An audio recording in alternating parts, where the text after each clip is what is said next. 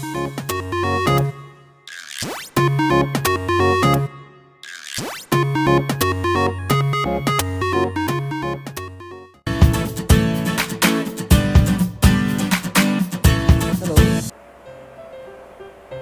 Morning विद्यार्थ्यांनो. चला तर आपण आज आपल्या दुसऱ्या पाठाला सुरुवात करणार आहे, दुसऱ्या तासिकेला. तुम्हाला आठवत असेल मागील तासिकेमध्ये आपण इयत्ता 8वी सामान्य विज्ञान या पाठ्यपुस्तकातील पहिले प्रकरण सजीवसृष्टी आणि सूक्ष्मजीवांचे वर्गीकरण हा भाग शिकलो होतो.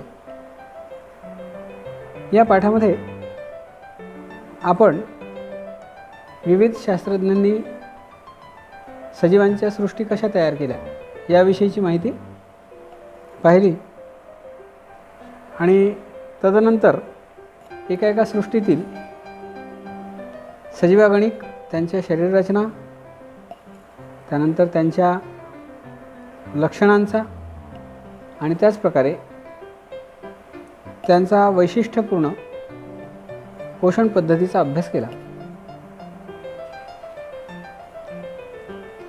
आज आपल्याला आपल्या पाठ्यपुस्तकातील दुसऱ्या प्रकरणाकडे वळायचं आहे. हे जे दुसरं प्रकरण आहे, या दुसऱ्या प्रकरणात प्रामुख्याने आपण आरोग्य आणि रोग यांचा अभ्यास करणार आहे.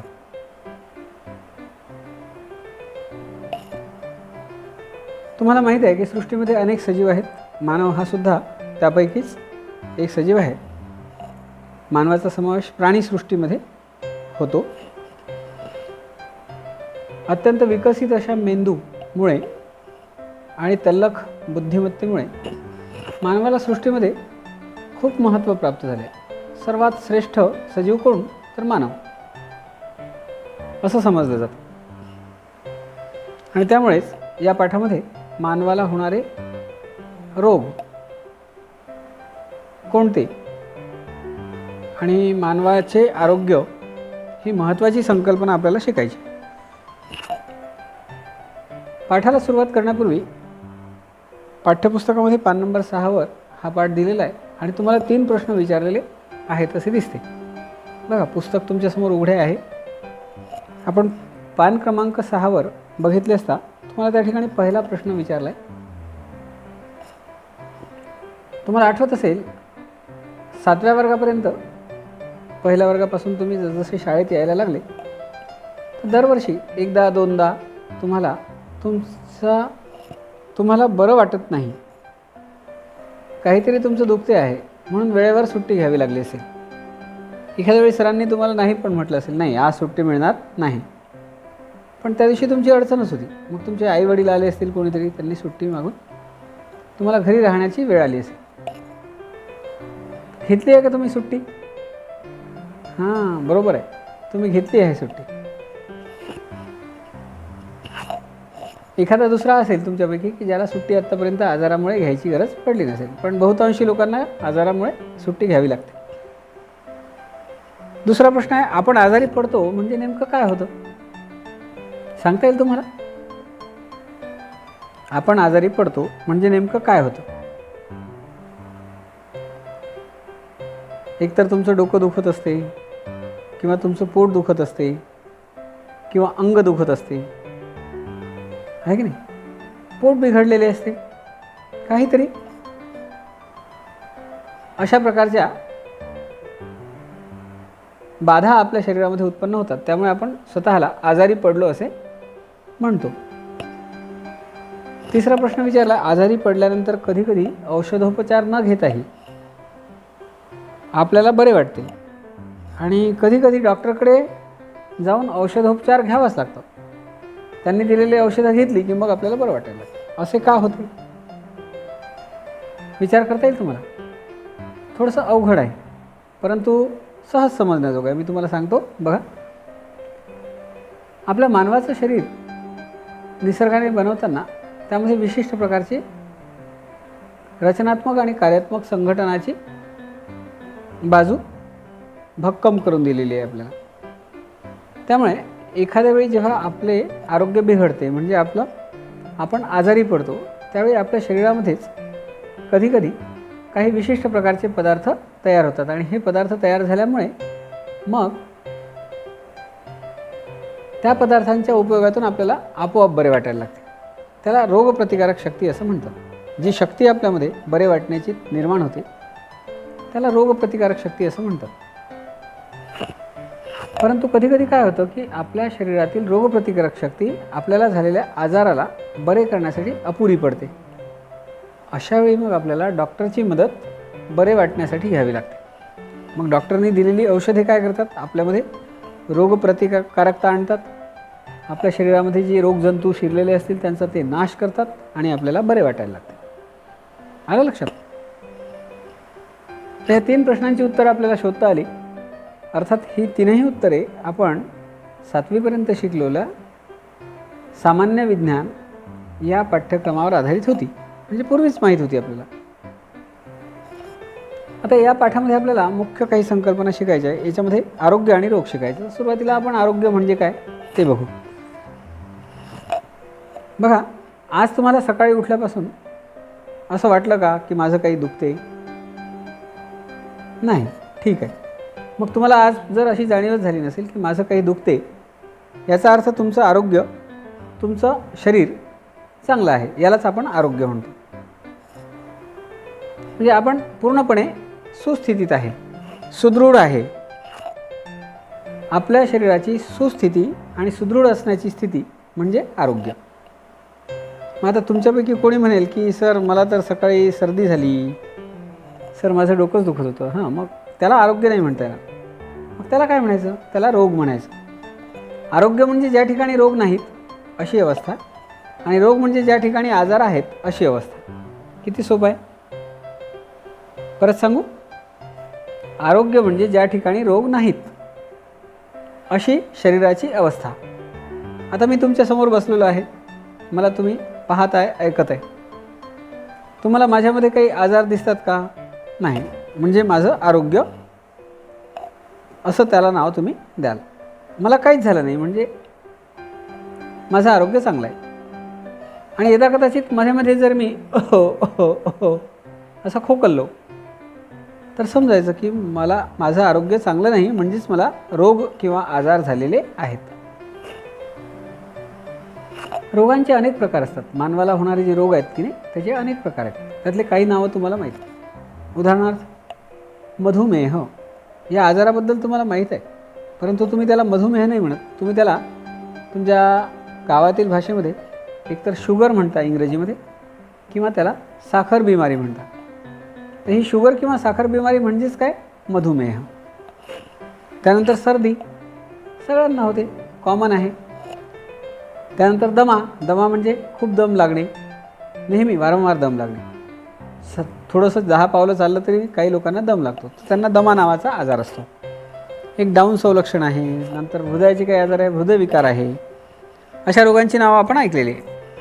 आता कोणताही आजार म्हटलं किंवा कोणताही रोग म्हटलं तर तो आजार किंवा तो रोग होण्याची वेगवेगळी कारणे असतात.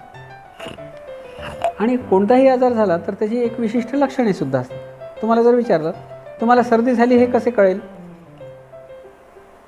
बरोबर, सर्दी झाली म्हणजे तुमचं नाक वाहायला लागेल, घशामध्ये काहीतरी खवखव वाटेल, मग कधी कधी डोकं पण दुखायला लागेल. तर ही झाली त्याची लक्षणे. म्हणजे एखादा आजार झाल्यानंतर आपल्या शरीरावर त्याचे काही परिणाम दिसतात, ती असतात त्याची लक्षणे. तुम्ही पहा ना, डॉक्टरकडे गेल्यानंतर डॉक्टर तुम्हाला सगळ्यात पहिला प्रश्न काय विचारतात? काय झालं?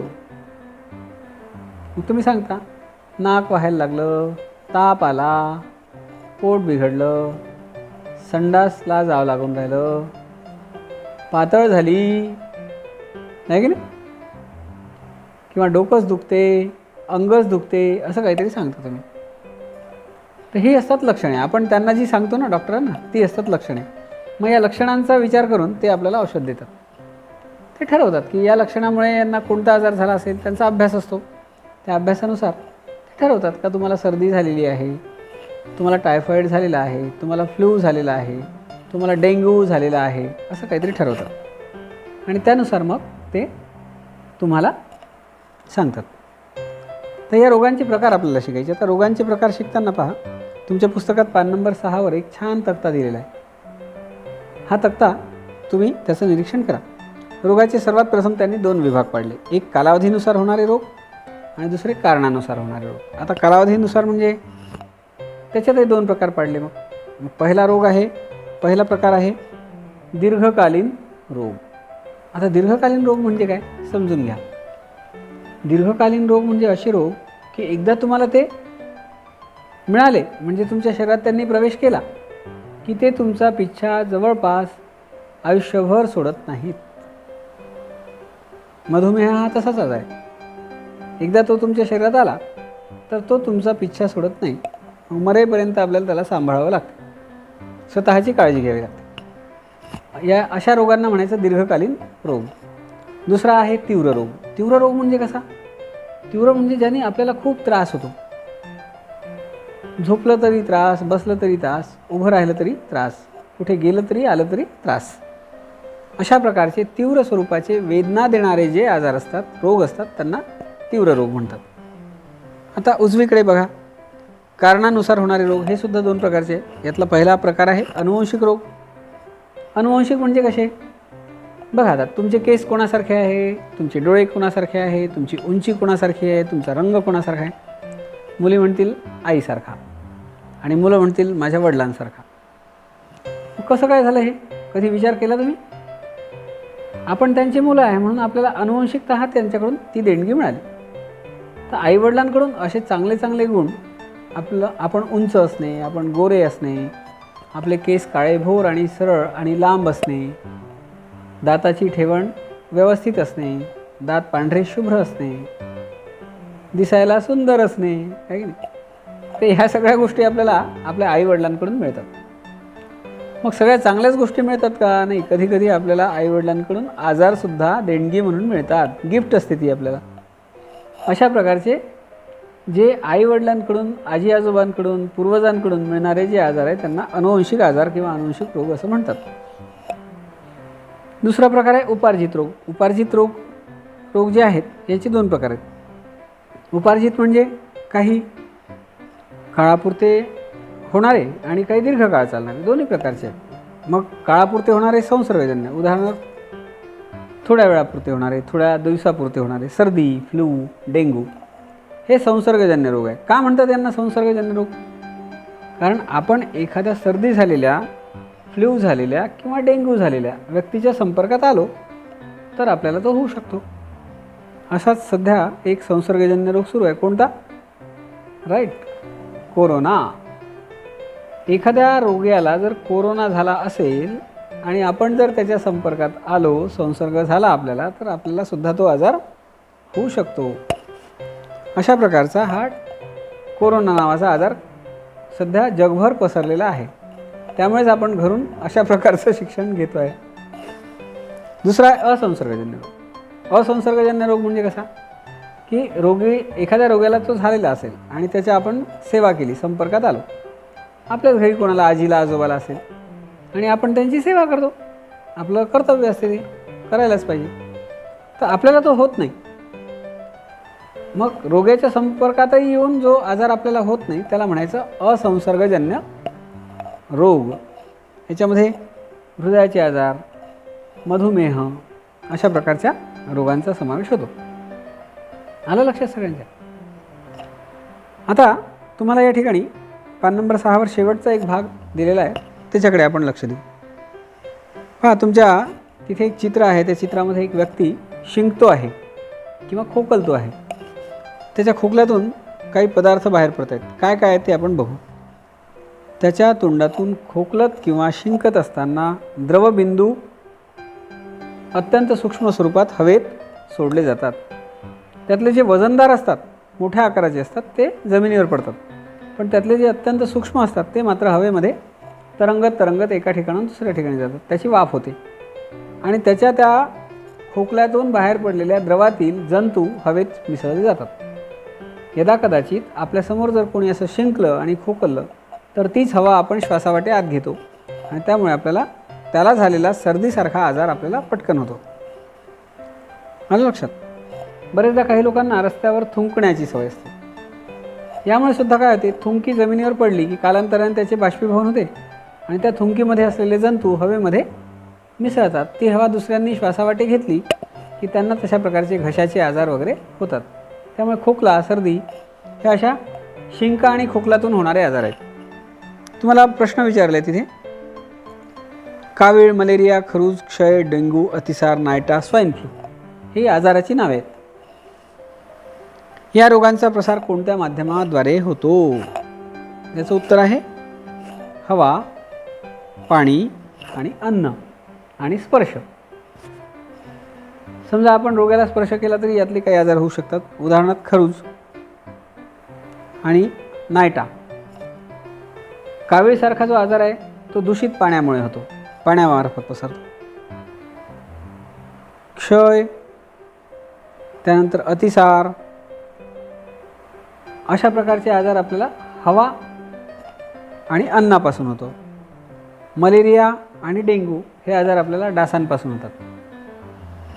तर आपल्याला त्याचे माध्यमं माहीत पाहिजे. आता रोगजंतू म्हणजे काय, दुसरा प्रश्न विचारला तर रोगजंतू म्हणजे जे आपल्या शरीरामध्ये रोग निर्माण करतात ते. त्यांचा आकार सूक्ष्म असतो म्हणून त्यांना जंतू असं नाव देण्यात आलेलं आहे. आपल्या शरीरात ते प्रवेश केला त्यांनी एकदा की ते आपल्या शरीरामध्ये आजार निर्माण करणार, हे नक्की असते. आणि कशाच्या मार्फत करतात? हवा, अन्न, पाणी आणि स्पर्शमच. म्हणून आपण स्वतःला आजार होऊ नये म्हणून तशी काळजी घेणे अपेक्षित असते. संसर्गजन्य रोग म्हणजे काय ते आत्ताच सांगितलं मी तुम्हाला. जे रोगाच्या संसर्गाने आपल्याला होतात त्यांना संसर्गजन्य रोग असे म्हणतात. आलं लक्षात सगळ्यांच्या? ठीक आहे. मग पहा, आज आपण आपल्या तासिकेमध्ये आरोग्य आणि रोग म्हणजे काय ह्या दोन संकल्पना समजावून घेतल्या. त्यानंतर रोग म्हणजे काय त्याची व्याख्या पाहिली, आरोग्य म्हणजे काय त्याची व्याख्या पाहिली. त्यानंतर आपण रोगांचे प्रकार पाहिले आणि काही प्रश्नांची आणि काही कृतींची आपण उजळणी केली. या ठिकाणी आपण जे दैनंदिन व्यवहारामध्ये करतो, कुठेही खोकलतो, कुठेही शिंकतो, शिंकताना खोकलताना तोंडावर रुमाल धरत नाही, यामुळे काय होऊ शकते हे आपण या ठिकाणी समजून घेतलं. त्यामुळे आपल्याला आता इथून पुढे काळजी घ्यायची आहे. आपल्याला खोकला किंवा शिंक येत असेल तर आपण आपल्या तोंडावर रुमाल बांधायचा आणि धरायचा आहे. समजलं सगळ्यांना? तर मग उद्याच्या तासामध्ये आपण या पुढील भागामध्ये पान नंबर 7वर एक छान तक्ता दिलेला आहे. या तक्त्यामध्ये काही रोगांची नावं दिले, ते कशामुळे होतात, त्यांची माध्यमं कोणती, त्यांची लक्षणे कोणती, त्यावर आपण उपाय आणि उपचार कोणते करायचे, ह्या सगळ्या गोष्टी आपण याच्यामध्ये बघणार आहे. समजलं सगळ्यांना? मग आता तुम्हाला ह्या पहिल्या पानावरचं 6व्या पानावरचं हे जे आहे, जी दिलेली माहिती ही कमीत कमी 2दा वाचन करायचे. यामध्ये काही भाग समजला नसेल तर तुम्ही मला परत विचारू शकता. आलं लक्षात सगळ्यांच्या? ओके, धन्यवाद. Good bye.